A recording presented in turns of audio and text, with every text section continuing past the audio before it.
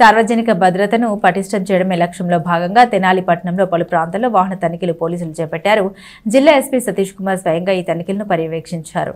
తెనాలిలో గురువారం రాత్రి 7 గంటల నుండి గంట పాటు JMJ college, Edlalingaiah bunk, Gandhi Chowk, కమేరా, బుల్రిపాలెం రోడ్డు, పెద్దరావూరు, నందివెలుగు ప్రాంతాల్లో వాహనాలు తనిఖీలు చేపట్టారు. డీఎస్పీ జనార్దన్ రావుతో సహా పట్టణ సీఐలతో పాటు ఇతర ప్రాంతాల నుండి వచ్చిన ప్రత్యేక బృందాలు తనిఖీల్లో పాల్గొన్నాయి. ఈ తనిఖీల్లో సరైన పత్రాలు లేని సుమారు 150 ద్విచక్ర వాహనదారులపై కేసు నమోదు చేశారు.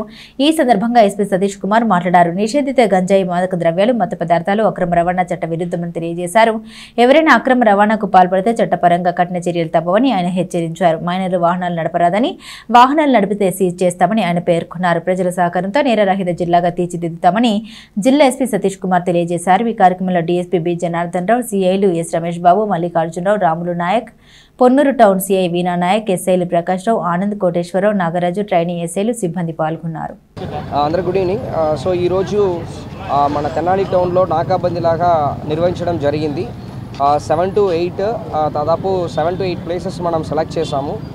ఫర్ ఎగ్జాంపుల్ ఎడ్లయింగా కాలనీ, తర్వాత ఉమేష్ చంద్ర సెంటర్, తర్వాత చాకల చెరువు, ఆ తర్వాత శివాజీ చౌక్, సో గాంధీ చౌక్, ఇలాంటి ఒక 7 to 8 ప్లేసెస్ని ఈవెన్ మనకంటే బాపట్ల నుంచి వస్తున్నది, తర్వాత మనకి తాడేపల్లి, మంగళగిరి నుంచి వస్తున్నది, ఈ రేపల్లి వెళ్ళిపోతున్న రూట్ ఇదన్నీ కూడా కవర్ అవుతున్నట్టు, గుంటూరు నుంచి వచ్చినది, ఆల్ రూట్స్ కవర్ అవుతున్నట్టు ఈ వెహికల్ చెకింగ్ పెట్టడం జరిగింది. ఈరోజు ఎస్పెషలీ 2 వీలర్స్ని కాన్సన్ట్రేట్ చేశాము.